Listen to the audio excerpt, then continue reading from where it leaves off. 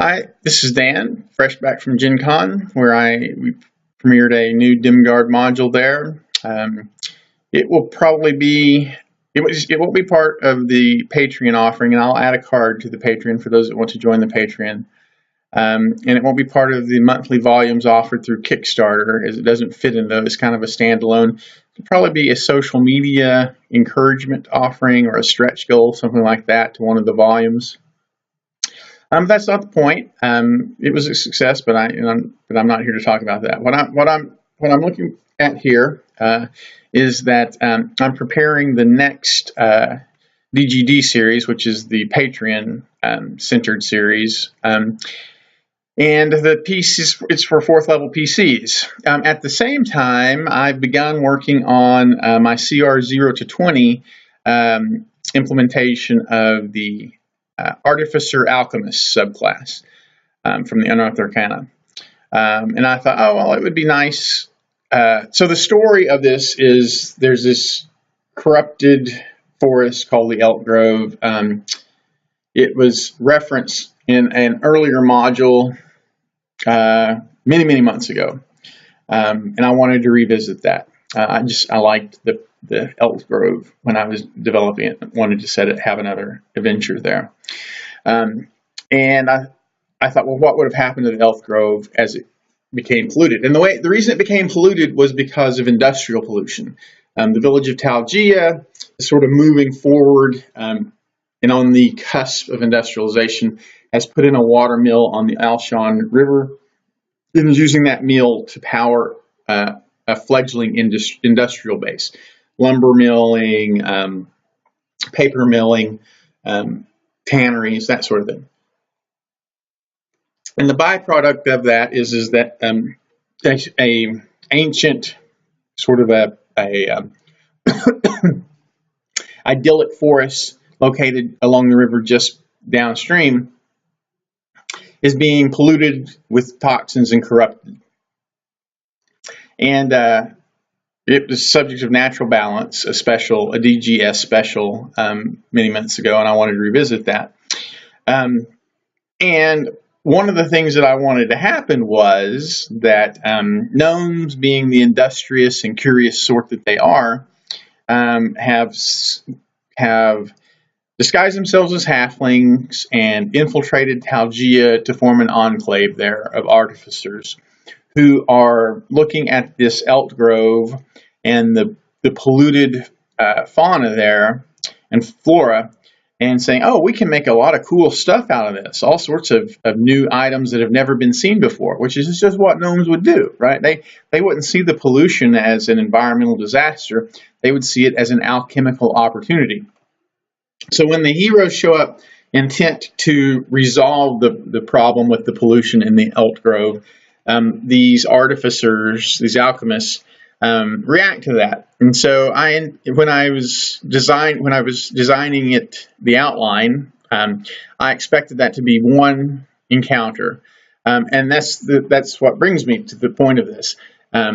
If you read on the forums or if you talk to other writers, there's often there's a very common topic of that say that the adventuring day is too artificially restrictive, that stories don't just evolve in one day and so I wanted to give an example of how that does happen in 5th edition organically.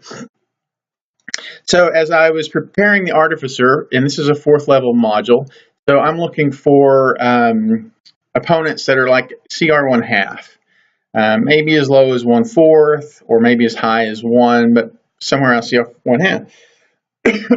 And what I discovered as I was coincidentally developing the alchemist was that I could get a 6th level alchemist into a really tight CR 1/2 creature. And admittedly, it's kind of a glass cannon, but it's still a 100% valid. So what happens? So why is that important? Well, at 6th level, the Artificer gets a mechanical companion, and that mechanical companion can be a large beast up to CR2. right? So clearly we're not going to present it that way, despite the fact that Volo does this over and over again, where you have a CR4 Warlock of the Archfey can summon a CR6 Fey, which just blows, just does weird things with the encounter budget, because then you have does the Annis Hag that the Warlock of the Archfey summoned count as an independent member of the opposing with its own XP, or is it part of the CR4 creature's budget, the Warlock of the Archfey? Because it could be, you disrupt the concentration of the Warlock, and the Annis goes away, or you can dispel magic at 6th level, and the Annis Hag goes away, right? But anyway, I don't want to do that, right? So I don't want to have a CR1/2 Alchemist that has a CR2 beast attached to it.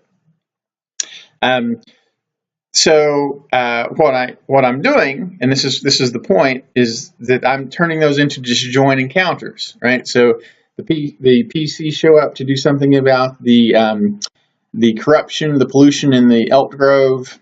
The gnomes don't want anything done about it, so they send off their mechanical servants, who are going to be, CR1/2 creatures, maybe giant eagles or something, and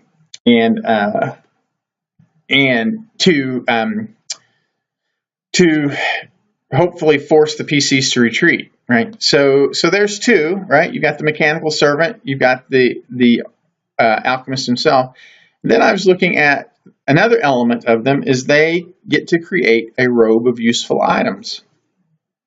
And on that robe of useful items, there are definitely creature patches, right? So it specifically mentions a patch that has 2 mastiffs, which mastiffs in large enough numbers could form a pack that would be appropriate for 4th level PCs, but you need a lot of mastiffs. But you have a lot of patches on robe of useful items. They also have riding horses, that's what I'm doing. I'm having them rip off some patches of riding horses and create a stampede that precedes everything, right? So they stampede this group of riding horses through the PCs, and they send in their mechanical servants, and then the gnomes themselves make their presence. And this is the point. So right there is half of the adventuring day, right? You need 6 to 8, right? Right there in that one tight little bundle of a 6th level artificer as a CR1/2 creature.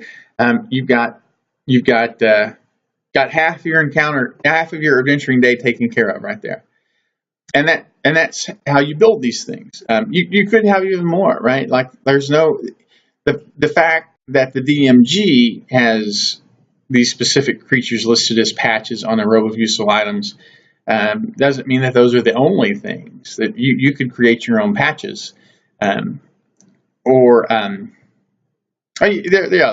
number of things you could do like that. So the point is that you got this one little bundle that generates half of your adventuring day from just one source, an Alchemist 6.